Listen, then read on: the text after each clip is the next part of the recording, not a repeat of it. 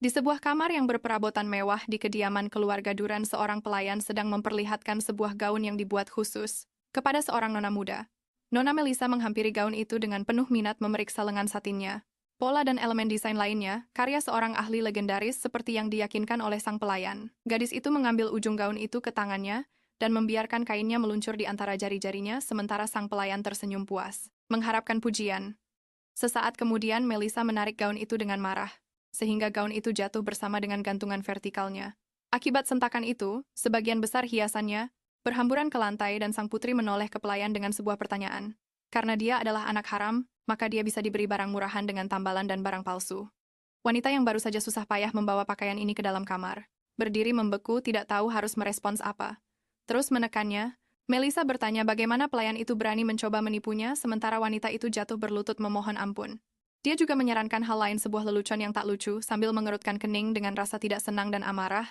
Wanita itu yang sudah menduga akan mendapat hukuman kejam tidak putus asa, memohon pengampunan dan terus-menerus meminta maaf. Kisah ini mungkin dimulai dengan kesadaran Melissa akan kehidupannya yang keras dan menyedihkan. Dia duduk di dekat jendela terbungkus selimut dan mencoba memahami apa yang telah dia lakukan hingga pantas menerima perlakuan seperti itu. Apa yang membuatnya menjadi begitu kejam? Dia adalah putri dari seorang adipati yang meskipun sudah menikah memiliki wanita simpanan yaitu ibunya, seorang pelayan. Sang ibu membiarkan dirinya dimanfaatkan karena sang adipati mengizinkan putrinya untuk hidup sampai akhirnya sang ibu meninggal di sebuah bangunan luar yang terbengkalai dengan jiwa dan raga yang hancur. Pukulan berikutnya yang diderita gadis itu adalah ketika pelayannya, Audrey yang selalu merawatnya, diusir dari kediaman. Melissa mengerti bahwa tidak ada yang membutuhkannya, menatap sedih ke meja yang kosong dengan perut yang keroncongan. Namun bahkan dalam kehidupan yang hitam putih, ada sisi putihnya. Dan bagi Melissa, sisi putih itu adalah saudara perempuannya Rosemary. Suatu hari secara tiba-tiba dia membawakan Melissa beberapa bunga yang dia petik di taman, mengatakan bahwa mereka terlihat sangat cantik bersama. Hari sudah malam tetapi gadis itu masih duduk di kursi, memikirkan kunjungan Rosemary berikutnya. Anehnya kunjungan itu datang semenit kemudian, ketika sang saudari ditemani oleh para penjaga muncul di hadapan Melissa. Gadis itu bergegas dengan gembira ke arah Rosemary tetapi para penjaga menghalangi jalannya, mencengkeram lengannya. Mereka menahan gadis itu dengan paksa menasihatinya untuk tenang, sementara Melissa mencoba memanggil bantuan dari saudarinya. Dan kemudian dia memperhatikan ekspresi aneh tenang dan puas di wajah Rosemary, yang menatapnya dari ambang pintu.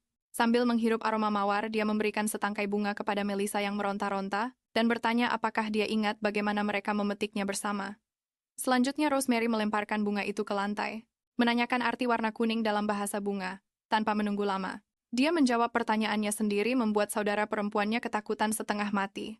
Melissa masih belum mengerti apa yang sedang terjadi, tapi mereka membawanya ke alun-alun, di mana kerumunan orang sudah berkumpul dan mengikatnya di sebuah tiang. Di bawahnya terdapat tumpukan kayu bakar. Seorang penjaga yang berdiri di dekatnya membacakan putusan, di mana Melissa Duran dinyatakan bersalah atas perdagangan narkoba dan dijatuhi hukuman bakar. Gadis itu mulai meronta-ronta di tali seperti belut, baru sekarang menyadari apa yang akan segera terjadi. Dan sebagai tanggapan atas protesnya, seseorang dari podium berteriak padanya untuk diam. Sebaliknya dia malah menatap ke arah panggung, tempat pangeran kerajaan berdiri bersama saudara perempuannya. Pangeran pun memberi perintah agar eksekusi dimulai. Dia berteriak lagi pada Melissa bahwa kesalahannya sudah tidak diragukan lagi. Tapi Rosemary menghentikannya. Air mata berlinang di matanya, dan dia sadar akan meminta sesuatu yang mustahil dari sang pangeran. Gadis itu menangkupkan tangannya memohon dan meminta kesempatan untuk berbicara berdua saja dengan Melissa. Pangeran sempat ragu, tapi argumen pamungkasnya adalah keinginan Rosemary untuk mengucapkan selamat tinggal pada saudarinya. Pangeran itu menenangkan Rosemary dan akhirnya mengizinkannya untuk mendekati tiang tempat Melissa terikat. Beberapa saat kemudian Rosemary mendekati saudarinya yang masih tidak percaya dengan apa yang terjadi. Dia mencoba meyakinkannya bahwa semua ini adalah kesalahan dan dia tidak ada hubungannya dengan narkoba.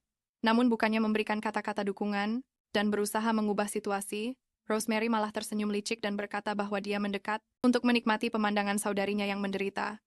Saat itulah Melissa mengetahui seluruh kebenaran ketika saudarinya melanjutkan bahwa Melissa dan ibunya selalu membuatnya kesal tapi dia tidak bisa berbuat apa-apa. Sambil menyeka air mata palsunya, dia mengakhiri ucapannya dengan menyebut Melissa sebagai mainan yang hebat. Bagaikan dalam mimpi, gadis yang terikat itu bertanya apa maksud perkataannya, dan hal gila apa yang sedang dia katakan. Rosemary menyeringai dan menyebut Melissa benar-benar bodoh, karena memang itulah yang dia pikirkan tentangnya. Mengetahui bahwa saudarinya tidak bisa berbuat apa-apa lagi, dia menjadi semakin berani, dan berkata bahwa ibu mereka mati. Karenanya setelah itu si gadis jahat menyingkirkan pelayan Audrey. Dengan memfitnah hubungan pelayan itu dengannya, dia menikmati setiap momen dan mengagumi tindakannya yang menghancurkan Melissa. Setelah mengatakan semua yang dia inginkan dan menikmati kemenangannya, Rosemary kembali kepada pangeran. Sementara gadis yang terikat di tiang berteriak bahwa semua itu bohong. Perintah pangeran pun dilaksanakan, dan saat api mulai menyala Rosemary tersenyum. Api itu berkobar besar meskipun ada gerimis ringan, dan mulai melahap tumpukan kayu itu merambat ke arah kaki sang gadis. Akhirnya sadar bahwa semua cintanya pada saudarinya adalah kebohongan, dan dia akan mati. Gadis itu menjadi penuh dengan kebencian. Dengan putus asa berpikir bahwa dia harus bisa selamat dari hari ini di tengah kobaran api, dengan mata yang penuh amarah, Melissa melihat saudarinya tersenyum dalam pelukan pangeran. Gadis itu memutuskan bahwa dia tidak akan pernah memaafkannya, dan kekuatan amarah serta hasratnya untuk balas dendam terpantul di cincin itu. Dia terbangun basah oleh keringat lengket dan rasa ngeri melumpuhkan kesadarannya. Melissa duduk di tempat tidur dan mencoba memahami mimpi macam apa itu, tetapi matanya tertuju pada tangannya. Mendekati cermin dia hampir tidak bisa mengenali dirinya sendiri karena di hadapannya berdiri seorang gadis kecil. Sosok dirinya bertahun-tahun yang lalu. Gadis itu mengulurkan tangan dan menyentuh cermin mencoba memastikan apakah dia sedang tidur, dan lagi ada sesuatu yang aneh. Ada sebuah cincin di jarinya yang sama sekali tidak dia ingat. Gadis itu menatap dengan penuh minat pada batu merah yang terpasang di bingkai emas. Pintu kamar terbuka lebar, dan seorang pelayan masuk ke kamar dengan troli makanan di tangannya. Dia mengucapkan selamat pagi pada gadis itu, dan menyadari tempat tidurnya berantakan sesuatu yang tidak seperti biasanya. Tanpa memedulikan hal itu, wanita itu pergi ke jendela menyatakan, cuaca di luar sangat cerah meskipun Audrey terlihat jauh lebih muda. Melissa perlu memastikan apakah dia benar-benar melihatnya. Setelah itu dia langsung berlari memeluk pelayan kesayangannya. Audrey selalu ada untuk Melissa saat dia sendirian terluka atau dalam situasi apapun. Wajah khawatir wanita itu yang bertanya tentang mimpi buruk menatap anak itu, lekat-lekat dan memutuskan untuk tidak menyebutkan beberapa keanehan. Melissa membenarkan dugaan pelayan itu tentang mimpi buruk, dan Audrey pun memeluknya dan mulai menenangkannya. Audrey menyeka air mata gadis itu dan memintanya untuk tersenyum karena hari ini adalah hari ulang tahun penting yang tidak dilupakan Melissa. Dia telah melewati momen itu sejak lama saat dia berusia 7 tahun di rumah yang mengerikan itu. Setelah beberapa saat pelayan itu menata rambut si gadis, sementara dia teringat saat akan dieksekusi dan ketika api meledak, dia kembali ke hari ulang tahunnya yang ke-7 tanpa mengerti bagaimana caranya. Lalu setelah menyelesaikan persiapan, Audrey memberi selamat pada gadis itu dan cincinnya berkilau. Seseorang memberitahunya bahwa mereka benar-benar berharap ulang tahunnya menyenangkan, dan ketika Audrey bertanya apa maksudnya, dia menjawab bahwa dia tidak mengatakan apa-apa. Audrey kembali ke troli makanan dan dengan riang bertanya apakah Nona ingin sarapan. Cincin itu bersinar saat gadis itu kembali mendengar suara di dalam dirinya, yang menyarankan bahwa dia lelah dan butuh herbal. Mendengar itu, Melissa menyatakan rasa sayangnya pada Audrey. Audrey membalasnya dan mereka berdua tersenyum cerah. Seolah-olah tidak ada kejahatan di sekitar mereka. Setelah sarapan, Melissa pergi jalan-jalan, dan menyadari bahwa ketika cincin itu menyala, dia mendengar pikiran pelayan itu. Dia tertarik pada dialog penuh amarah dari 3 pelayan lain yang bertanya-tanya mengapa mereka merayakan ulang tahun putri majikan mereka. Mereka sedang menjemur pakaian di tali jemuran dan membicarakan gadis itu di mana yang ketiga mengungkapkan keraguan tentang adanya darah sang tuan di dalam dirinya. Melissa memutuskan untuk mencoba cincin itu dan mendekati para pelayan. Bertanya apakah mereka membicarakannya, dan salah satu dari mereka langsung mengonfirmasi fakta ini, mengatakan bahwa hal itu mengganggu semua orang, sementara 2 lainnya mencoba menghentikannya. Setelah itu dia berkata bahwa tidak ada gunanya mereka gugup, karena anak ini tidak bisa berbuat apa-apa pada mereka. Melissa mendengarnya saat melalui keluhannya tentang gaji yang rendah. Pelayan kurang ajar itu mengira kalau Melissa mengambil uang dari gaji pelayan lain, dan diam-diam mendekati keranjang cucian, lalu dia menarik paksa spray yang dimaksud dari sana, membuat uang curian itu berhamburan kemana-mana. 2 pelayan lainnya langsung teringat rumor bahwa ada seseorang yang mencuri koin-koin emas. Si kurang ajar itu langsung naik pitam menyuruh mereka diam karena menurutnya, pelayan dari kalangan rakyat jelata harus selalu tetap miskin. Mereka tidak tinggal diam dan menegaskan bahwa kelahiran bangsawan tidak berarti apa-apa, karena dia juga sama-sama seorang pelayan. Kedua pelayan itu tidak tahan lagi dan mulai berkelahi dengan si lancang, wanita yang telah mencuri uang mereka. Ada emas tergeletak di sekitar mereka, tapi sepertinya kebencian pada si kurang ajar itu jauh lebih kuat daripada rasa haus akan uang. Sementara itu Melissa pergi menjauh bersyukur pada Tuhan atas kesempatan untuk memulai hidup baru yang penuh kesadaran. Dia tersenyum licik untuk pertama kalinya berjanji pada dirinya sendiri untuk membalas dendam pada semua orang atas apa yang mereka lakukan padanya. Perjamuan diadakan di tengah halaman dan mulai ramai seiring para tamu berdatangan. Para tamu sibuk satu sama lain dan belum ada satupun dari mereka yang memberi selamat pada bintang utama acara itu. Acara itu memang untuk Melissa, tapi kakaknya lah yang menjadi pusat perhatian.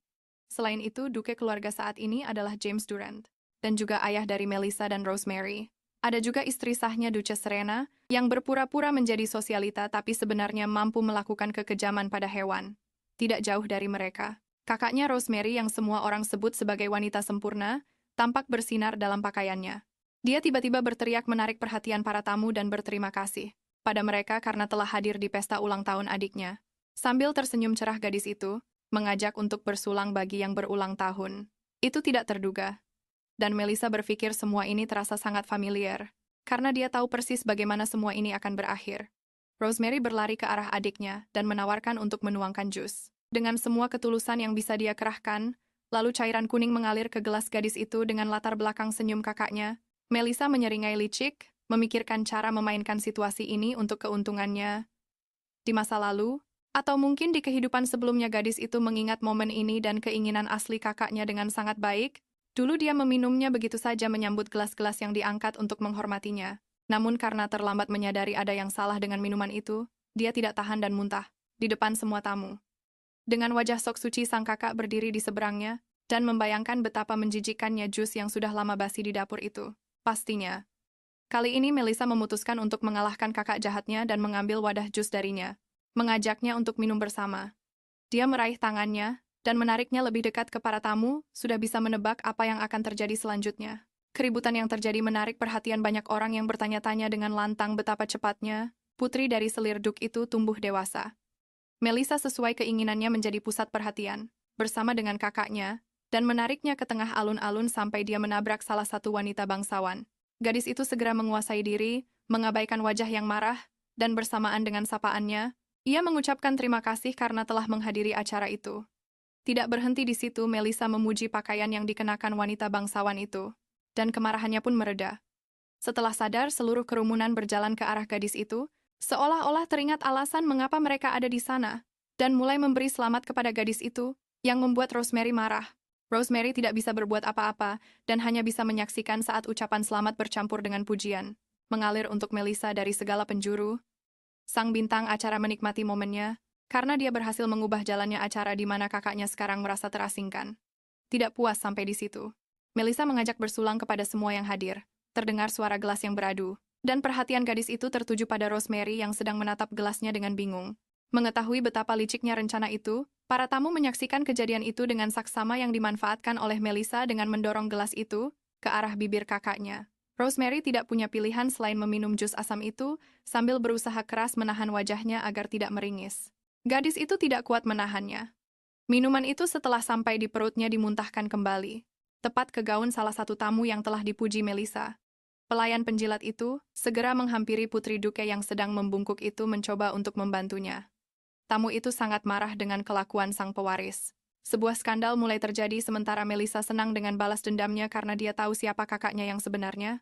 Pada hari yang sama setelah matahari terbenam, gadis itu berjalan di sepanjang koridor kediaman, memikirkan tentang perjamuan itu. Rosemary mencoba menyingkirkannya, tetapi malah dia sendiri yang meninggalkan perjamuan, yang mana ini adalah untuk pertama kalinya. Gadis itu menatap bulan purnama, menyadari bahwa dia tidak boleh membiarkan balas dendam mengaburkan pikirannya. Meskipun dia harus membalas pengkhianatan itu, dia membayangkan Rosemary yang berduka, yang akan dia selamatkan dengan murah hati agar tidak jatuh. Saat dia melihat cincin itu, dia masih berpikir tentang dibakar di tiang pancang. Bertanya-tanya apakah itu akan cukup baginya. Namun dia bukanlah satu-satunya orang yang perlu diberi balasan yang setimpal, dan gadis itu memutuskan untuk mengambil tempat Rosemary. Melissa sangat bersemangat dengan hari itu sehingga dia ingin berjalan-jalan. Tetapi dalam perjalanan pulangnya sesuatu menarik perhatiannya. Pasti ada seseorang di sana, di dekat air mancur yang dikelilingi semak-semak di halaman. Mendekat dengan diam-diam, gadis itu bisa melihat Markis Lanza dari belakang. Bertanya-tanya apa yang dia lakukan di sana, Melissa memperhatikan cincin itu, yang bersinar terang seperti biasanya saat dia perlu mendengar pikiran orang lain. Sang Marquis ternyata sedang minum anggur sendirian dan mengkritik James karena menaikkan harga kontrak gadis itu. Mendengar pikiran Lons bahwa James tidak akan bisa menjual opal itu jika sang Markis tidak membawanya. Keluarga Durant ternyata terhubung dengan asal-usul kriminal dari distribusi racun, dan ini adalah hal yang patut untuk dimanfaatkan. Melissa mendekati Lance tepat pada saat pria itu bersumpah akan membuat James menyesal atas sikapnya itu dan dia sangat terkejut saat melihat anak haram dari James, yang tersenyum licik. Gadis itu menyapa sang Marquis mendekatinya dari sisi rumah. Dia sepertinya tidak mendengar dan Melissa mengulanginya lagi lalu bertanya, apa yang sedang dia lakukan di sini pada saat seperti ini? Lance tidak langsung mengenali gadis itu.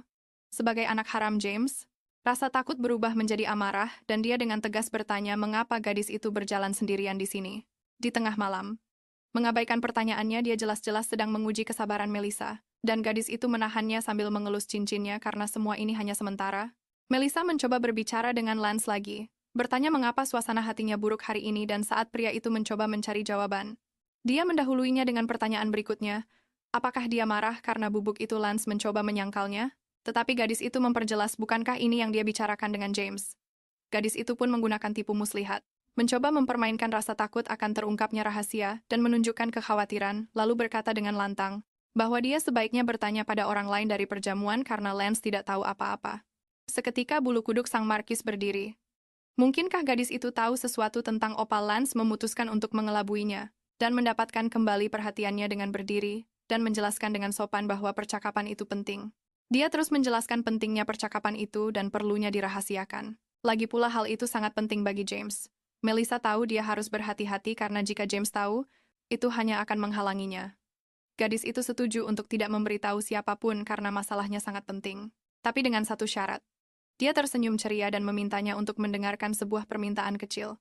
Keesokan harinya saat Audrey sedang menata rambut Melissa, gadis itu berpikir jika dia kembali 7 tahun ke masa lalu, maka ibunya pasti masih hidup. Dia ingat bahwa pada saat ini ibunya menjadi sangat lemah, sehingga dia tidak bisa meninggalkan kamar sendirian. Setelah selesai berpikir dia menoleh ke Audrey, dengan permintaan untuk bertemu ibunya. Sang pelayan yang mengira nonanya merasa baik-baik saja, dengan senang hati menyetujui permintaan gadis itu. Namun lebih baik melakukannya saat James pergi dan gadis itu mengerti bahwa ayahnya akan mengunjungi ibunya lagi. Setelah beberapa saat Melissa mengetuk pintu kamar dan mendengar suara ibunya, dia berusaha menahan air mata yang sudah menggenang di balik pintu. Ibunya yang terbalut selendang duduk di meja sambil tersenyum hangat pada putrinya. Sang putri dewasa yang telah melihat kematiannya di dalam tubuh seorang anak mengucapkan salam dengan susah payah. Sebelum ibunya sempat membalas sapaan putrinya langsung menerjang ke dalam pelukannya, memeluk erat dada ibunya. Di rumah keluarga Duran ini, dia bekerja keras sebagai pelayan sampai James memperhatikannya. Seperti yang diceritakan ibu Melissa, pria itu memaksanya menjalin hubungan intim permanen dengannya. Wanita itu tidak bisa menolak dan setelah menjadi simpanan majikannya dia dikucilkan oleh semua orang. Itulah sebabnya dia kehilangan kesehatan mentalnya, dan setelah melahirkan kesehatan fisiknya pun ikut memburuk. Menjemput ajalnya lebih awal. Tapi Melissa sekarang mengerti bahwa Rosemary telah membunuhnya meskipun dia belum tahu bagaimana caranya. Sang ibu mulai bermain dengan putrinya dan menghujaninya dengan pujian dengan cinta yang meluap-luap. Saking besarnya sampai sulit untuk diungkapkan. Gadis itu dulu berpikir bahwa ibunya mungkin marah padanya, karena darah orang yang ibunya benci dan sekarang dia memutuskan untuk memastikannya, untuk melihat bagaimana cincinnya bisa membantu dia mengalihkan perhatian ibunya pada cuaca cerah di luar jendela. Pikiran ibunya berkisar pada kelemahannya yang membuatnya tidak bisa menghabiskan lebih banyak waktu dengan putrinya, dan karena itu menganggap dirinya ibu yang buruk. Sang ibu tenggelam dalam pikirannya dan benar-benar berharap James lenyap dari dunia ini. Saking besarnya harapan itu, sampai Melissa ketakutan oleh dalamnya kebencian sang ibu membuatnya bersiap untuk kemungkinan terburuk. Gadis itu bertanya langsung apakah ibunya membencinya. Setelah menunggu jawaban sang ibu malah menarik putrinya ke dalam pelukannya, dan kemudian berbisik di telinganya bahwa dialah satu-satunya cahaya dalam hidupnya. Bagi gadis itu kata-kata tersebut begitu murni dan tulus, sehingga dia berpikir, kekuatan perasaannya saja sudah cukup untuk seketika menghapus musuh-musuhnya dari muka bumi. Cincin itu membantunya mengerti bahwa ibunya mencintainya dengan sepenuh hati, dan selalu begitu. Dan Melissa bersumpah bahwa kali ini dia akan melindunginya. Setelah itu mereka mulai sarapan. Sambil mengobrol tentang betapa lezatnya makanan saat disantap bersama, Melissa teringat betapa banyak waktu yang mereka habiskan bersama saat dia masih kecil. Namun ada sisi lain dari kenangan ini, hari di mana dia sekali lagi mencoba untuk memenangkan cinta ayahnya, muncul di benaknya. Pria itu menyusul mereka di Taman Mawar, menghalangi sinar matahari dengan bayangannya. Dan saat gadis itu bergegas menemui ayahnya, James malah menampar wajah anak itu. Pria itu tidak menahan kekuatannya dan Melissa terlempar seperti bulu. Setelah menyingkirkan anak itu, seolah-olah dia adalah sebuah penghalang, dia dengan kurang ajar menarik ibunya dan menyeretnya pergi seolah-olah wanita itu adalah miliknya. Mengingat hal ini, Melissa juga teringat kejadian lain. Saat dia pergi ke kantornya dan berkata pada kepala pelayan bahwa dia ingin bertemu ayahnya, pria itu menolaknya dan hanya membuka pintu sedikit, menunjukkan bahwa tuan rumah sedang sibuk, lalu menyuruh gadis itu kembali ke kamarnya. Melissa bahkan tidak bisa mendekatinya di jalanan. Seperti suatu kali saat berjalan dengan Audrey, dia melepaskan diri dari genggaman tangannya. Saat melihat ayahnya, pria itu masuk ke dalam rumah mengabaikan teriakannya. Karena dia sudah melihatnya dan tidak punya keinginan sedikit pun, bahkan hanya untuk menyapa putrinya. Tepat di depan matanya, Rosemary berlari menghampirinya dan memeluknya, dan dia pun membalas pelukannya. James berbicara dengan hangat kepadanya, mengabaikan keberadaan putri keduanya, yang terpaksa menyaksikan semua itu dengan berlinang air mata. Mengingat betapa seringnya dia melihat adegan ini, Melissa menyadari kesalahannya. Seharusnya dia langsung sadar siapa dirinya di mata James. Lagi pula bagi orang-orang di sekitarnya, dia hanyalah anak seorang pelacur. Yang terus-menerus mengingatkannya akan hal itu memaksa sang anak untuk mencoba memahami mengapa mereka begitu membencinya. James merebut ibunya dengan paksa, menghancurkan hidupnya dan memperlakukannya seperti sebuah benda. Tapi, kenapa semua kebencian itu ditujukan padanya dan bukan pada pria itu? Setelah selesai sarapan, Melissa berterima kasih kepada ibunya atas makanannya, sementara ibunya merawat putrinya menyeka mulutnya dengan serbet. Pintu kamar terbuka dengan kencang, dan ibu Rosemary, Serena Duran, muncul di ambang pintu. Sang ibu berdiri untuk menyambut wanita itu. Tapi dia mengayunkan kipas lipatnya ke wajah sang ibu dengan sekuat tenaga. Pukulan itu begitu kuat hingga wanita itu jatuh ke lantai, seolah-olah baru saja dirobohkan. Melissa berlari ke arah ibunya, memintanya untuk menghentikan pemukulan itu yang membuat Serena sangat marah. Dia menjambak rambut gadis itu, dan dengan kekuatan yang sama memukulnya dengan kipas, terutama mengarah ke kepala. Tak lupa menghujani ibu dan anak itu dengan makian. Sang ibu mencoba untuk membela putrinya, tapi karena sangat lemah, dia memutuskan untuk bersujud di kaki Serena, memohon pengampunan atas dosa yang tidak pernah dilakukannya. Melissa sementara itu menggunakan cincin itu dan mendengar pikiran Serena tentang bagaimana dia tidak akan pernah memaafkan ibu Melissa karena begitu cantik hingga James menginginkannya. Gadis itu sekali lagi hanya bisa melihat ibunya dihina, menyadari bahwa dia tidak bisa melindungi ibunya dengan tubuhnya. Tapi dia bersumpah akan membalas dendam pada seluruh keluarga busuk itu, sampai mereka ingin mati saja. Kemudian Melissa berjalan di salah satu lantai kediaman itu, dan mendengar percakapan pelayan lainnya. Mereka menganggap pemukulan itu pantas diterima, dan mereka secara aktif membahasnya, bahkan meninggikan suara mereka saat melihat Melissa. Dia tidak memedulikan hal itu dan menyadari ada semacam keributan di kediaman tersebut. Dan dengan bantuan cincinnya, dia menyadari bahwa ratu telah tiba. Serena sangat khawatir karena dia benar-benar ingin menikahkan Rosemary dengan sang pangeran. Meskipun usianya masih muda dan karena itu berusaha memberikan sambutan kerajaan kepada ratu, gadis itu teringat akan larangan nyonya rumah untuk meninggalkan pavilion selama kunjungan ratu dan bertanya-tanya mengapa wanita itu tidak ingin ratu melihat Melissa. Cincin itu langsung bersinar seolah-olah menyatakan dukungan kepada pemiliknya dalam rencananya untuk merusak rencana Serena. Sementara itu sang ratu yang ditemani oleh Serena, Duran dan rombongan besar pelayan berjalan lebih jauh ke dalam kediaman di sepanjang karpet yang sudah tergelar. Melissa mengintip mereka dari atas, menyeringai licik saat dia bersiap untuk menyambutnya secara pribadi. Gadis itu mengikuti pergerakan rombongan itu, yang berada di gazebo musim panas di halaman kediaman. Melissa bisa melihat Ratu Sofia untuk pertama kalinya, yang dikenal olehnya dan para bangsawan sebagai wanita bijaksana dan dermawan yang menyayangi anak-anak. Dia sering membuka sekolah untuk anak-anak bangsawan maupun rakyat biasa dengan biayanya sendiri. Sang ratu dikagumi di seluruh negeri, bukan hanya karena kebaikannya, tetapi juga karena sifatnya yang lembut dan ramah. Melissa menatap Sofia lekat-lekat, mencoba memahami mengapa dia akan memiliki putra yang begitu tidak kompeten di masa depan. Namun dia memutuskan bahwa itu bukan urusannya, dan setelah memperbaiki letak cincinnya, dia bersiap untuk pertemuan pribadi dengan sang ratu. Memperkenalkan diri saja tidak cukup, Serena dan Rosemary akan berusaha agar dia tidak tinggal lama di dekat para tamu. Dan ini berarti dia harus benar-benar bisa menarik perhatian sang ratu, sampai-sampai beliau menjadi tertarik padanya. Sementara Melissa bersiap-siap untuk keluar, Rosemary dengan senyum lebar di wajahnya mencari muka di depan Sofia. Sang ratu menyadari bahwa mereka sudah lama tidak bertemu dan langsung mendengar betapa tidak sabarnya gadis itu menantikan pertemuan berikutnya dengannya, yang langsung dibenarkan oleh Serena. Para pelayan Sofia membawa kotak berisi tiara saat beliau sedang mengatakan bahwa beliau perlu memikirkan lamaran yang telah diajukan. Serena dan putrinya sudah bersiap untuk jawaban positif, nyaris tidak bisa menahan kegembiraan mereka dan bertanya apakah yang dibicarakan adalah tentang dirinya. Sang ratu membenarkan tebakan mereka, dan melanjutkan dengan merenungkan fakta bahwa pangeran sudah cukup umur untuk memiliki seorang istri. Para pelayan membuka kotak berisi mahkota itu, tiara sang putri. Pada saat yang sama Serena dan Rosemary ternganga dengan takjub. Sang ibu sudah membayangkan tiara itu di kepala putrinya, tetapi sang ratu mendinginkan semangatnya. Berusaha untuk tetap sopan dan menolak dengan halus. Sofia berkata bahwa tidak perlu terburu-buru, karena masalah ini sangatlah penting. Tiba-tiba pusat perhatian beralih ke arah keributan di pintu masuk, tempat Melissa muncul mengejutkan para penjaga. Sofia terkejut dengan kemunculan seorang gadis yang tidak dikenalnya di kediaman Duran.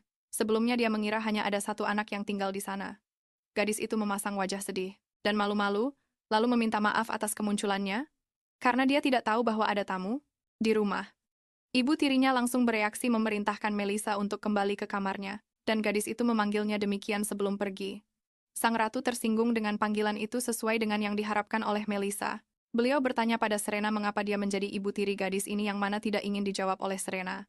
Sang ratu pun mengambil inisiatif, melihat kecanggungan di wajah Serena dan membela Melissa. Dia kembali meminta maaf kepada Sofia karena telah mengganggu pesta teh mereka sambil membungkuk hormat. Saat mengangkat kepalanya, Melissa menyeringai. Rencananya berhasil, dan dia pun memperkenalkan dirinya sebagai putri kedua dari James Durant sekaligus mengatakan bahwa ini adalah pertama kalinya mereka bertemu. Sang ratu berterima kasih kepada gadis itu atas sambutan hangatnya, dan yang membuat Serena dan putrinya kesal mengundangnya untuk bergabung. Melihat wajah tuan rumah yang tidak senang, Sofia menanyakan alasannya, dan menyadari bahwa Serena tidak ingin melibatkan Melissa dalam percakapan itu. Nyonya rumah itu mulai menjelaskan siapa gadis ini tetapi sang ratu menyela perkataannya. Dia sudah tahu banyak tentang Melissa dan menambahkan bahwa gadis itu terlalu sakit untuk bertemu dengan para tamu. Sementara itu, Melissa duduk diam di meja dalam gazebo musim panas mendengarkan kejadian yang berlangsung di sekitarnya. Yang membuatnya senang, Sofia bersikeras pada keinginannya untuk mengenal anak kedua James lebih baik. Melissa menyadari bahwa rumor tentang sang ratu itu benar karena meskipun mengetahui asal-usulnya dia, dengan mudah mengizinkannya untuk bergabung dalam pesta teh. Serena bergegas untuk menyelesaikan percakapan yang terputus demi keuntungannya dan mengatakan bahwa dia setuju perihal pertunangan itu. Sofia sambil meletakkan cangkir tehnya di atas, tatakan sekali lagi mendinginkan semangat wanita itu, mengingatkannya bahwa dia akan memikirkan masalah ini dengan hati-hati. Setelah itu dia beralih kepada kedua saudari itu, dengan keinginan untuk mengajukan sebuah pertanyaan, yang mana mereka langsung menyetujuinya. Mereka harus menjawab pertanyaan sulit dengan sang ratu dan mahkota idaman yang tergeletak di atas meja sebagai latar belakangnya. Intinya adalah untuk mengetahui bagaimana reaksi para gadis itu jika salah satu dari mereka terpilih sebagai putri mahkota, dan sementara itu Melissa sedang merenungkan artinya, tangan Rosemary langsung terangkat menunjukkan keinginannya untuk menjawab. Gadis itu berbicara tanpa ragu tentang kehormatan menyandang gelar tersebut, dan juga bahwa ibu dan ayahnya akan sangat bahagia. Mengenai peristiwa yang begitu penting, Sofia pun bertanya kepada Melissa untuk meminta jawaban. Tapi dia masih berpikir karena dia mengerti bahwa di usianya tidak ada yang akan memikirkan tentang rakyat dan negara, yang berarti jawabannya harus terdengar kekanak-kanakan namun mendalam. Gadis itu memutuskan untuk menjawab bahwa gelar ini akan menjadi beban yang berat baginya. Sang ratu tidak siap mendengar jawaban seperti itu, itulah sebabnya dia sangat terkejut. Melissa melanjutkan bahwa dia akan merasa bahagia, dan akan melakukan segalanya untuk mendukung suaminya sang pangeran. Namun dia melanjutkan perkataannya dengan kata-kata tentang kegelisahan di dalam hatinya, pikiran tentang apa artinya menjadi mempelai yang pantas menjadi seorang ratu dan berperilaku dengan semestinya. Meskipun ada banyak keuntungan, mata sang ratu semakin melebar karena terkejut.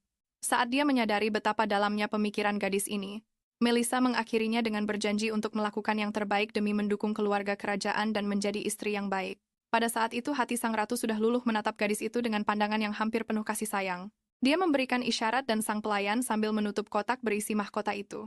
Membawanya pergi karena tahu bahwa mereka akan segera berangkat. Serena mencoba mencari tahu jawaban sang ratu mengenai pertanyaan tentang pertunangan, namun jawabannya masih sama seperti sebelumnya. Tetapi kali ini terdengar jauh lebih tegas. Ibu dan anak itu pun berkecil hati sampai Sofia sambil berterima kasih kepada Melissa atas jawabannya mengundangnya ke salonnya di bulan yang sama. Gadis itu tersipu malu dan berseri-seri mendengar kata-kata sehangat itu untuk pertama kalinya dari orang asing. Dan sang ratu yang memiliki pangkat setinggi itu sudah beranjak pergi, tapi Serena yang tidak mau menyerah, berlari mengejarnya mencoba mengubah keputusannya, karena dia berharap bisa segera mendapatkan persetujuannya. Selama pesta teh ini, Rosemary duduk dengan tatapan kosong dan kakaknya dengan sengaja bertanya apakah dia sedang kesal. Hanya karena gelar yang telah hilang, Melissa yang telah mengambil potongan kue terakhir, sudah beranjak pergi ketika dia mendengar permintaan untuk menunggu. Suara Rosemary terdengar sedih, tapi pada saat yang sama dingin dan kejam yang membuat gadis itu berbalik. Adik perempuan itu berlari ke arahnya menepis permen yang belum dimakan dari tangannya. Melissa dengan senyum aneh, dia meminta Melissa untuk mengobrol dengannya. Dan ini setelah kekalahan seperti itu, gadis itu waspada sepenuhnya, menyadari bahwa adik perempuannya sedang merencanakan sesuatu yang kejam, berpura-pura menjadi yang paling polos, dan menggenggam tangan Melissa di depan dadanya. Dia berbicara tentang kesepian padahal kakaknya masih hidup dan sehat setelah menerima aturan permainannya. Dia tersenyum malu-malu dan berkata pada Rosemary bahwa seharusnya dia lebih perhatian. Menyadari dengan takut bahwa dia tidak bisa mendengar pikiran kakaknya, dia mengulurkan tangan ke kepala Melissa, merasakan luka yang belum sembuh akibat pukulan Serena. Sambil terus merasakan sakit di tempat pukulan itu, dia berkata bahwa dia tahu apa yang telah dilakukan ibu mereka. Mata Rosemary yang penuh perhatian dan lembut bertentangan dengan kata-katanya yang menyalahkan kakaknya karena tidak ada gunanya ikut campur dengan Serena. Untung saja dia tidak tahu. Melissa sudah menjadi orang dewasa dalam tubuh anak-anak, dan saat mengingat kejadian di masa lalu, dia teringat bagaimana Rosemary berpura-pura peduli dengan memetik bunga untuk ibu mereka. Kemudian dengan senyum di wajahnya dia menyaksikan Serena memukuli gadis itu karena memetik mawar di taman. Sekarang dia bermain-main dengan Melissa lagi, berjanji bahwa jika dia bersikap baik, dia tidak akan diganggu. Rosemary terus mengoceh tentang betapa bahagianya dia atas pemahaman yang telah mereka temukan. Ketika Melissa mengatakan apa yang ingin didengarnya, balas dendam harus dilakukan saat ini juga, dan Melissa dengan penuh semangat meraih tangan adiknya. Ingin mempermainkan adiknya seperti adiknya mempermainkannya. Dia membenamkan wajahnya di tangan sang adik, sambil mengungkapkan keprihatinan atas rencana adiknya yang hancur untuk menjadi pengantin pangeran. Sang kakak mengelus pipi Rosemary, mengucapkan kata-kata penghiburan dengan begitu lembut, sehingga adiknya tidak lagi mengerti apa yang terjadi menerima semuanya begitu saja. Dia mengakui bahwa dia kesal dengan ketidakpastian yang muncul setelah percakapan mereka. Namun dia dengan sengaja menginjak kue itu mendekati Melissa dan dengan percaya diri menyatakan bahwa tidak ada kandidat lain untuk menjadi istri pangeran. Rosemary benar-benar serasa terbang dalam angan-angannya, sambil terus menggembar-gemborkan bahwa tidak peduli berapa lama waktu berlalu, dia akan tetap menjadi mempelai sang pangeran. Dia juga tidak melupakan Melissa bertanya apakah kakaknya berpikiran sama dan dia pun menerima jawaban setuju. Saat itulah gadis itu teringat bagaimana dia dibakar di tiang pancang, dan memang benar, dia akan sangat serasi dengan pangeran jahat yang mengeksekusi gadis tak bersalah. Tanpa penyelidikan itu, Rosemary menyadarkannya dari lamunan menyatakan penyesalan karena telah menahan adiknya begitu lama. Seorang pelayan menyela percakapan mereka memberitahu gadis itu bahwa ibunya sedang menunggunya untuk mencoba gaun yang akan ia kenakan ke salon. Dengan memasang wajah ramah, kedua saudari itu saling mengucapkan selamat tinggal, sambil berhati-hati menyembunyikan sikap mereka yang sebenarnya satu sama lain. Beberapa hari kemudian, Melissa sedang meminum teh yang dibawakan oleh Audrey. Sambil menyeruput minuman lezat itu, dia berpikir bahwa jika dia berhasil memberikan kesan yang baik pada Ratu, maka langkah selanjutnya adalah salonnya. Dan salon Sofia adalah perwujudan kehidupan sosial yang mengesankan bagi anak-anak bangsawan berpengaruh. Gadis itu yakin, jika dia bisa menunjukkan dirinya dengan baik di sana, dia akan menerima lebih dari sekadar dukungan Ratu. Namun dia terbebani oleh fakta bahwa dia tidak bisa menggunakan cincin itu di dekat Rosemary. Pikirannya tentang sebab dan akibat terganggu oleh Audrey yang membawa undangan pribadi di atas nampan. Melissa tidak bisa mempercayai matanya, itu adalah undangan pribadi dari Ratu untuk mengunjungi salonnya, yang datang sebagai konfirmasi atas kata-kata yang diucapkan saat pesta teh. Sementara itu di kediaman keluarga Duran, babak peristiwa berikutnya sedang bersiap untuk terungkap. James yang duduk di ruang kerjanya mengizinkan pelayan yang mengumumkan kedatangan Serena untuk mempersilakannya masuk. Dia membuka pintu lebar yang dihiasi ukiran emas, setelah itu istri James memasuki ruangan. Dia menanyakan sesuatu yang belum dia ketahui apakah anak haram itu benar-benar menerima undangan ke salon Ratu. Tamu lain muncul di pintu kantor yang langsung mendapat tatapan tidak setuju dari Serena sebagai sapaan. Melissa berjalan perlahan ke dalam kantor James sementara istrinya secara terbuka mengatakan bahwa dia menentang pengirimannya ke salon tanpa pendidikan yang baik. Dia berjalan mendekati meja dan menyapa ayah serta ibu tirinya, mengabaikan kata-katanya dengan wajah berseri-seri. Dia memberitahunya berita yang sudah dia ketahui bahwa Ratu telah mengundangnya ke salonnya. Dia penasaran dengan apa yang ayahnya pikirkan tentang itu dan setelah menyuarakan keinginannya untuk pergi dia bersiap untuk menguping pikirannya. Melalui cincin itu, James menyadari bahwa dia sama seperti ibunya, memiliki penampilan yang sangat cantik yang berarti dia bisa memanfaatkannya. Pikirannya juga memberitahu Melissa bahwa dia juga putrinya, dan jika Ratu menyukainya, keluarga Duran akan menerima lebih banyak keuntungan. Menatap mata ayahnya, dia menyatakan bahwa dia pasti akan bisa menyenangkan sang Ratu. Betapa marahnya Serena James mengizinkannya untuk mencoba peruntungan di salon Sofia tanpa ragu-ragu, dan tanpa menahan kata-katanya sang istri, mulai meyakinkannya bahwa gadis ini tidak berguna, dan Rosemary lah yang pantas untuk semua acara ini. Kepala keluarga itu bahkan tidak mendengarkannya. Memerintahkan pelayan untuk menyiapkan segalanya bagi Melissa sebagaimana layaknya putri seorang duke. Saat Melissa meninggalkan kantor ayahnya, Dia tidak bisa menahan diri untuk tidak melirik ke arah Serena yang sedang diliputi amarah dengan sebuah seringai. Kembali ke Audrey, gadis itu membuat rencana untuk acara yang akan datang. Dia akan menarik perhatian dari banyak orang berpengaruh sehingga setelahnya tidak akan ada yang berani menganggapnya bukan siapa-siapa. Setelah persiapan sambil menikmati penampilannya dan gaun lilac barunya, gadis itu masuk ke dalam kereta kuda yang telah disiapkan untuk perjalanan ke tujuannya. Melissa duduk di sebelah Rosemary berhadapan dengan ayahnya, dan meskipun dia gugup, dia dipenuhi dengan kepercayaan diri akan kemampuannya. Di dalam salon mereka disambut dengan sopan oleh seorang pelayan, sementara gadis itu mencoba memahami bagaimana dia harus bersikap di sebuah pesta teh, di mana pengunjung utamanya adalah anak-anak. Selama pertemuan itu, anak-anak saling berkenalan, membangun koneksi untuk masa depan. Sementara itu, orang tua mereka biasanya sibuk, saling membanggakan anak-anak mereka. Melissa melihat untuk pertama kalinya perwujudan kehidupan sosial yang sebelumnya hanya bisa dia impikan. Setelah berpisah dengan saudara perempuannya, dia mendekati sekelompok anak muda yang sedang hangat mendiskusikan penyakit baru yang tidak dikenal, yang telah menyebar di kalangan rakyat jelata. Di puncak percakapan, tanpa diduga oleh semua orang, sang ratu muncul di aula bertanya kepada semua orang, apakah mereka bersenang-senang. Melihatnya, anak-anak itu langsung berbalik ke arahnya dan membungkuk.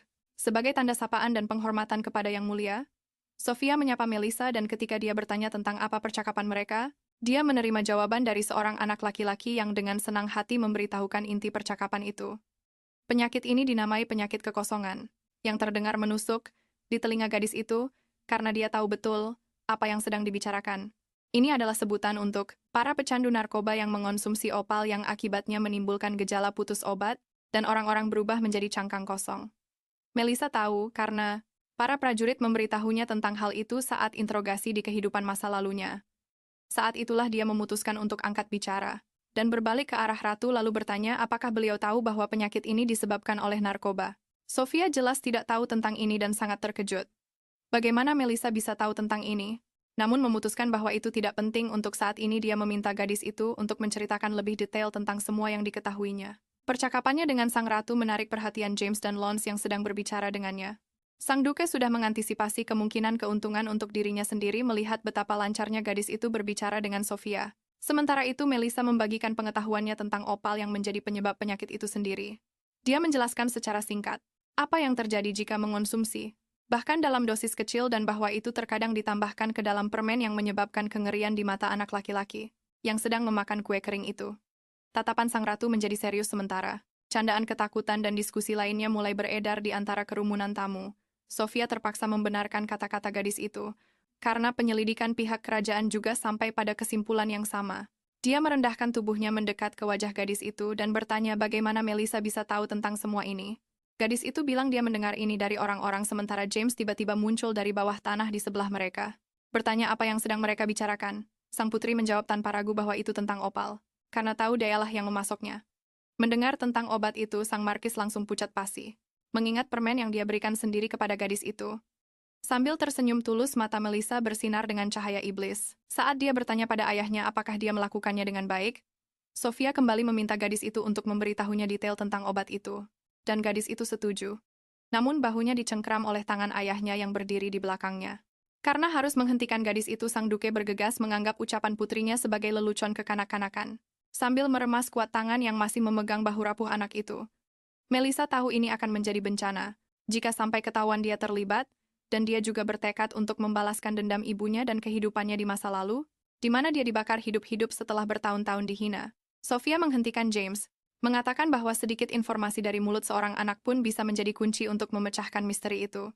Melissa membulatkan tekadnya dan melepaskan diri dari cengkeraman ayahnya, berlari ke arah sang ratu. Bereaksi seketika, seorang perwira menghalangi jalannya meskipun faktanya yang berlari ke arah ratu adalah seorang anak kecil. Sang ratu menyuruh perwira itu menyingkir dan mendekati gadis itu yang mencoba menunjukkan sesuatu padanya. Melissa membuka tangannya yang berisi permen dengan obat itu, yang langsung ditebak oleh sang ratu. Gadis itu berkata bahwa di hadapan Yang Mulia adalah penyebab penyakit paling mengerikan bagi rakyat. Dia melanjutkan bahwa opal diedarkan dengan kedok, sesuatu yang tidak berbahaya, tidak terlihat oleh pihak berwenang dan inspeksi apapun. Melissa memberikan permen itu kepada sang ratu, memohon agar dia mempercayainya. Sementara ayahnya berusaha untuk tetap tenang. Cincin itu menunjukkan pikiran sang ratu. Melissa mengetahui informasi yang belum diungkapkan yang berarti masuk akal untuk mendengarkan kata-katanya. Pertanyaan utama berikutnya adalah pertanyaan yang Sangat ditakuti oleh Lance, yaitu dari mana anak itu mendapatkan permen ini. Jawabannya sudah jelas. Marquis Lance yang memberikannya, dan mata semua orang yang hadir tertuju padanya. Dia menjadi pucat pasi saat melihat perhatian, tertuju padanya dan bertanya-tanya apa yang akan terjadi selanjutnya. Sofia bertanya dengan lantang apakah dia telah mentraktir Melissa permen yang mengandung opal ini. Melissa berjanji malam itu di halaman, bahwa dia tidak akan memberitahu siapapun, dan dia teringat apa yang diminta gadis itu sebagai imbalan atas kebisuan gadis itu. Bahkan saat itu dia merasa aneh saat berdialog dengan gadis itu, karena seolah-olah dia sedang berbicara dengan orang dewasa dalam tubuh seorang anak.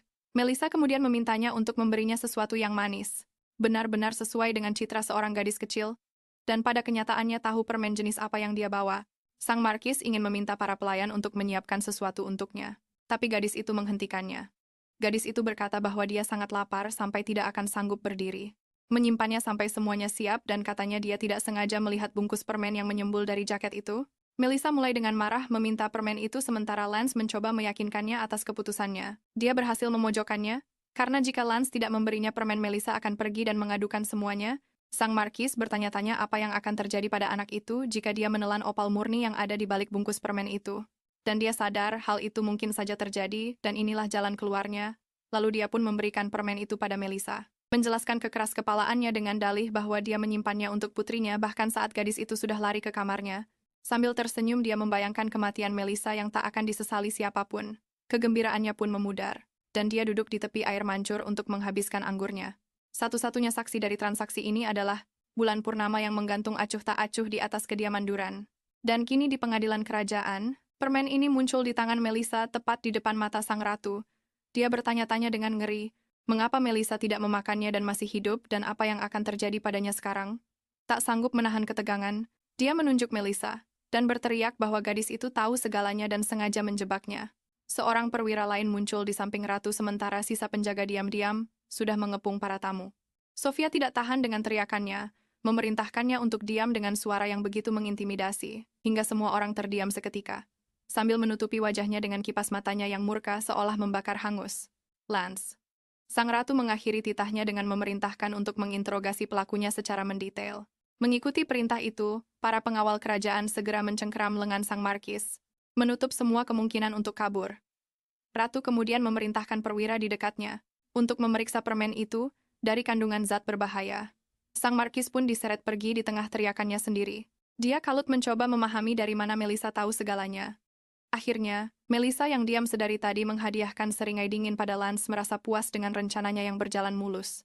Kereta yang membawa James dan anak-anak perempuannya kembali ke kediaman dan seorang pelayan bergegas membukakan pintu untuk tuannya. Tiba-tiba Melissa terlempar keluar dari pintu yang terbuka, terguling karena tendangan keras mencoba melindungi diri agar tidak terluka. Dan James yang murka berteriak pada putrinya, bahwa dia sudah menduga hal ini akan terjadi, menyadari bahwa Melissa telah membuat pemasoknya di penjara. Dengan gaun yang kotor, setelah menerima tendangan keras dan kini terduduk di lumpur, Melissa justru tersenyum puas atas balas dendamnya yang berhasil. Ini membuat sang duke semakin murka dan dia mencengkeram gaun Melissa lalu mengangkatnya dari tanah. Berteriak tepat di wajahnya menanyakan kenapa dia berani menatapnya seperti itu. Tanpa menunggu jawaban, James melemparkannya begitu saja seperti boneka dan Melissa beruntung karena ada seorang pelayan di tempat dia terlempar. Bukannya tenang, dia terus berteriak bahwa Melissa hanya membuat masalah dan memerintahkan agar gadis itu dikurung di kamarnya. Namun senyuman itu tidak luntur dari wajah Melissa, dan sambil bangkit berdiri dia bersiap untuk masuk ke dalam rumah. Dia mengerti bahwa yang bisa dia lakukan hanyalah menunggu karena sang markis tidak akan hancur sendirian. Dia pasti akan mengkhianati James dan kemudian keadilan akan menang. Seperti yang dikatakan ratu, sebuah detail kecil berupa permen ternyata menjadi kunci untuk menyelesaikan seluruh penyelidikan. Interogasi Lansa dan petunjuk langsung itu memungkinkan penyelidikan selesai secepat mungkin. Kapal dagang dan gudang. Tempat obat-obatan terlarang diangkut dan disimpan telah disita, dan para personelnya ditahan oleh pihak berwenang. Tentu saja para ksatria tidak melewatkan kediaman Duran, mereka datang untuk menjemput James. Cuacanya cerah, dan Melissa yang terkunci di kamarnya sedang menghabiskan waktu di dekat jendela. Dia menunggu mereka, dan akhirnya pihak berwenang pun datang. Untuk pria yang telah menghancurkan hidup ibunya, dia menonton dengan perasaan senang yang tak terlukiskan saat para ksatria membawa James pergi diiringi oleh raungan Serena. Dari jendela sang putri dengan gembira mengucapkan selamat tinggal pada ayahnya, berharap tidak akan pernah melihatnya lagi. Audrey membuyarkan lamunannya, memberitahu gadis itu bahwa seseorang datang untuk menemuinya juga. Memasuki ruangan pemuda itu memperkenalkan diri sebagai ksatria dari Yang Mulia Ratu Sofia. Melissa mendengar pikirannya, yang mengungkapkan keraguan bahwa dia adalah putri kedua sang duke, tapi Melissa tetap dengan sabar menunggu keputusan ksatria itu. Akhirnya dia mendekati gadis itu dan mengulurkan tangannya, menyampaikan perintah ratu untuk membawanya ke istana. Audrey ketakutan dengan kejadian itu. Namun gadis itu terlihat sangat percaya diri seolah semuanya berada di bawah kendalinya. Saat dia melewati kamar ibunya, dia bertemu dengan tatapan cemas sang ibu. Sang putri tersenyum dan mengikuti ksatria itu menantikan kemenangannya. Ternyata ada dua orang ksatria yang mana. Baru Melissa sadari saat dia mendekati kereta kuda. Setelah itu salah satu dari mereka membantunya masuk ke dalam. Beberapa saat kemudian Serena dan Rosemary yang meronta-ronta hampir diseret ke kereta yang sama. Sambil menatap cincinnya, Melissa berpikir bahwa hari-hari berlalu begitu cepat sejak dia kembali, dan keluarga Duran yang membuatnya sangat senang hancur berkeping-keping. Melissa memikirkan Rosemary yang akan segera berada di posisinya, dan untuk itulah Melissa telah melakukan semua yang dia bisa. Setelah beberapa waktu sebuah istana kerajaan yang mewah muncul di jendela kereta. Melissa sangat gembira karena keseimbangan kekuatan telah berubah secara dramatis, dan dia melakukan semuanya sendiri meskipun bukan tanpa bantuan dari cincin misterius itu. Tapi Serena dan Rosemary sangat tertekan oleh pergantian peristiwa ini. Bukan hanya James akan dipenjara atau bahkan dieksekusi, tetapi pertunangan gadis itu dengan pangeran juga akan sirna. Kepala negara meminta semua orang untuk diam dan, di seberang tahtanya, dua orang ksatria mengawal sang pelaku. Raja bertanya pada istrinya apakah itu gadis yang sama yang telah membantu mereka. Menyadari kehadiran Melissa, sang ratu mencoba untuk menjaga ekspresi wajahnya tetap netral. Saat dia berdiri di salah satu barisan terdepan, Remark memulai pidatonya dengan penjelasan singkat tentang investigasi itu, tentang penyakit Hollow, dan menyatakan bahwa mereka baru saja menerima sebuah petunjuk yang sangat penting. Dia lalu menjelaskan bagaimana akhirnya terungkap bahwa obat itulah yang menjadi penyebab penyakit tersebut. Juga bahwa semua yang terlibat telah ditemukan dan ditangkap dan dalang utamanya kini berada di hadapan raja dan para tamunya. Hukuman dari raja, seketika merenggut kehidupan Duke James yang dulu karena gelarnya telah dicabut. Pada saat yang sama, seluruh properti keluarga Duran disita, dan jika ada yang keberatan, mereka bisa mengajukan banding sekarang. Serena ambruk di lantai berlinang air mata. Melissa menganggap pemandangan itu manis sementara putrinya Rosemary menenangkannya. Melissa teringat bahwa di kehidupan masa lalunya dia dituduh melakukan kejahatan ini karena ulah ayah terburuk di dunia itu, dan dia juga berharap mereka tidak akan pernah bertemu lagi. Namun saat pria itu digiring melewatinya, dia menatap Melissa dengan tajam, dan gadis itu balas menatapnya tanpa gentar.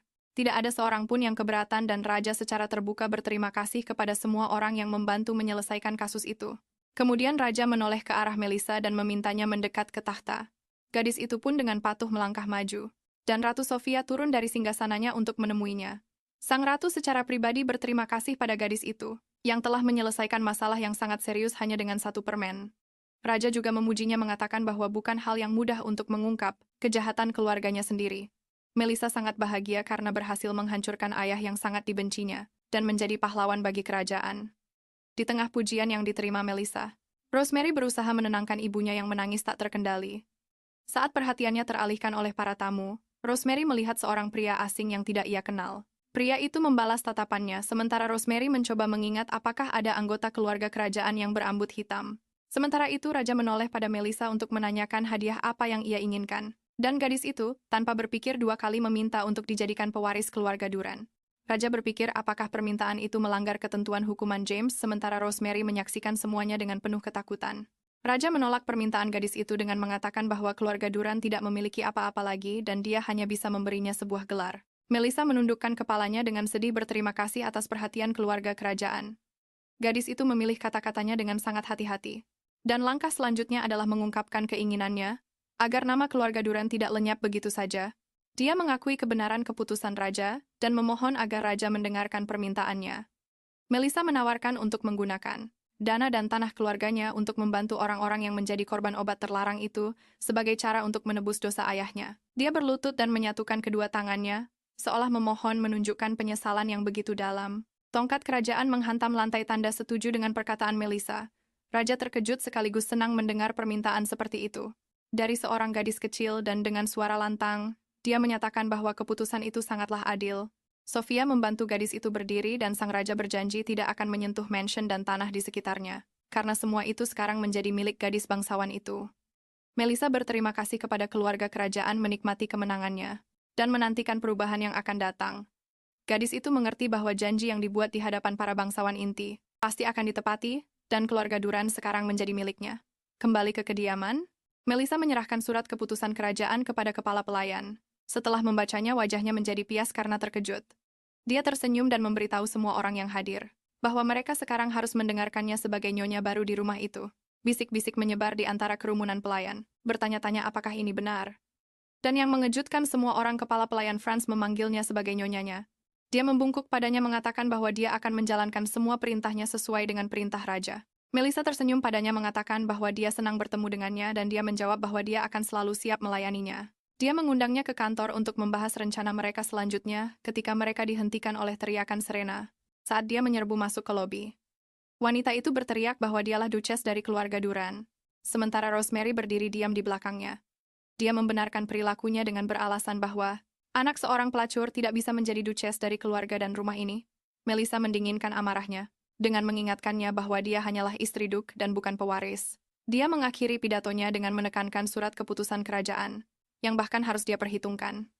Para pelayan setia Serena bergegas ke arahnya meneriakkan hinaan pada gadis haram itu. Melissa menepukkan tangannya membuat semua orang diam dan mengalihkan perhatian mereka padanya.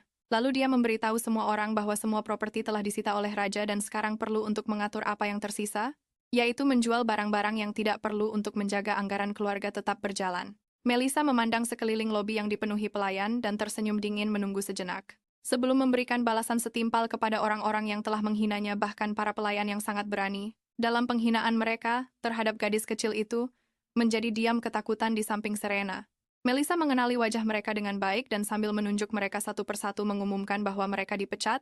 Sesaat kemudian dia menambahkan bahwa mereka harus mengosongkan kamar yang mereka tempati di kediaman itu. Pada hari itu juga, perintah berikutnya adalah bagi mereka yang tidak setuju dengan gelar barunya bisa segera pergi karena selain itu dia tidak bisa menafkahi semua orang. Setelah selesai dia pergi ke kantornya sementara Franz menginstruksikan kedua pelayan yang dipecat untuk segera mengemasi barang-barang mereka.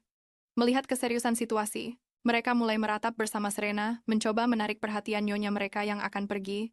Rosemary tampak ketakutan diam-diam menyaksikan apa yang terjadi di belakang ibunya. Melissa memberitahu Serena dan Rosemary bahwa mereka akan menjual gaun dan perhiasan yang sekarang tidak diperlukan, dan oleh karena itu mereka wajib menyerahkan semuanya kepada Franz. Mantan nyonya itu tidak tahan lagi dan menjerit bahwa dia tidak bisa dan tidak akan berani melakukan ini padanya di sini. Melissa menikmati saat menanyakan alasan di balik perilakunya, dan menyiratkan bahwa alasannya berakar pada kehidupannya sebagai rakyat jelata. Sambil duduk di ruang kerjanya, gadis itu berpikir bahwa selain balas dendam dan kesenangan, dia benar-benar harus mulai mengelola perkebunan dengan bijaksana. Dia memerintahkan Franz untuk mengambil keputusan mengenai para pelayan yang tersisa dan mereka yang setuju untuk bekerja padanya. Setelah itu, kepala pelayan menyarankan agar gadis itu menyiapkan kursi dengan ketinggian yang pas untuknya. Dia setuju dengan penuh rasa terima kasih dan kemudian sangat senang melihat Audrey masuk ke ruang kerjanya. Karena baru saja menyiapkan makan siang untuk Melissa, dia merasa tenang melihat gadis itu melahap makanannya. Akhirnya semua peristiwa berjalan sesuai skenario yang adil. Audrey berjongkok menggenggam tangan Melissa. Hal itu bahkan sempat membuatnya khawatir. Wanita itu dengan bangga memberitahu Melissa bahwa dia telah tumbuh pesat dalam beberapa bulan terakhir. Melissa merasakan kehangatan dari cincin itu terus menjalar dari tangannya ke seluruh tubuhnya. Audrey terus bertanya-tanya kapan gadis itu berhasil tumbuh dewasa dan mencapai kehebatan seperti itu, dan kemudian kenangan masa lalu yang seharusnya tidak ia ingat membanjiri pikiran Melissa. Dia melihat masa lalunya saat Audrey pertama kali menggendongnya masuk ke dalam kamar, tempat ibunya sedang beristirahat. Pelayan itu dengan hati-hati meletakkan sang bayi di atas tempat tidur, berusaha untuk tidak menimbulkan gangguan sedikit pun. Melissa menyaksikan semua ini seolah-olah dia ada di sana tanpa terlihat. Dia melihat ibunya memanggilnya Melissa untuk pertama kalinya, sambil menggendong putrinya yang terbungkus kain bedung di pelukannya. Sang ibu berterima kasih kepada Audrey karena berkat bantuannya dia bisa melahirkan Melissa dan melewati proses persalinan. Wanita itu yang masih lemah setelah melahirkan meminta Audrey untuk melindungi Melissa, karena dia sadar hidupnya tidak akan lama lagi. Ibu Melissa berbicara terus terang kepada pelayan itu tentang kekhawatirannya mengenai kesehatannya yang buruk. Tanpa lupa menyebut nama James, dan Audrey pun berjanji akan melindungi Melissa serta merawatnya seperti anaknya sendiri. Begitulah cara Melissa mengetahui janji yang dibuat oleh ibu dan Audrey untuk bekerja sama demi masa depannya. Cincin itu membawanya ke hari lain saat Melissa kecil sedang melihat bunga bersama teman ibunya. Para pekerja yang lewat mengenali Audrey dan memanggilnya, sementara Audrey diam-diam menutupi Melissa kecil dengan tubuhnya.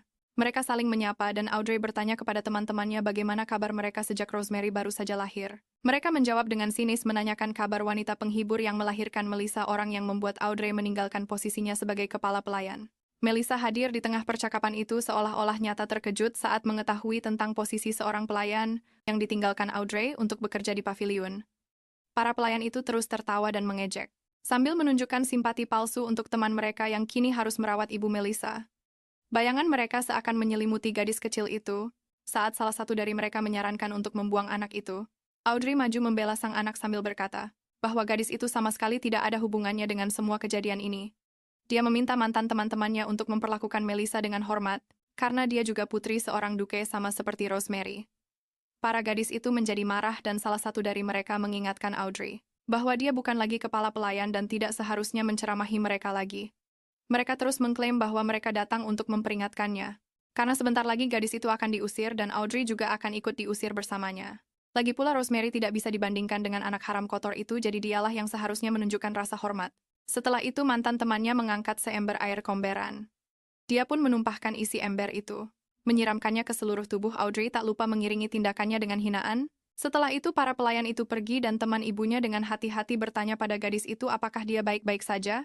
Melissa dengan polosnya menyadari pakaian temannya yang basah langsung berlari ke dalam pelukannya, meskipun dia bisa ikut kotor. Audrey tidak tahan lagi dan dengan susah payah menahan air matanya, karena cinta tulus dari gadis ini memeluknya seperti putrinya sendiri. Dia mengerti bahwa akan banyak hinaan yang akan dilontarkan pada gadis itu, hanya karena dia lahir di luar nikah. Dan jika ibunya meninggal, maka tidak akan ada yang tersisa kecuali dia dan debu ini. Akan dibuang oleh seluruh keluarga Duran, termasuk Rosemary, yang akan tumbuh dengan sikap yang sama terhadapnya seperti Serena.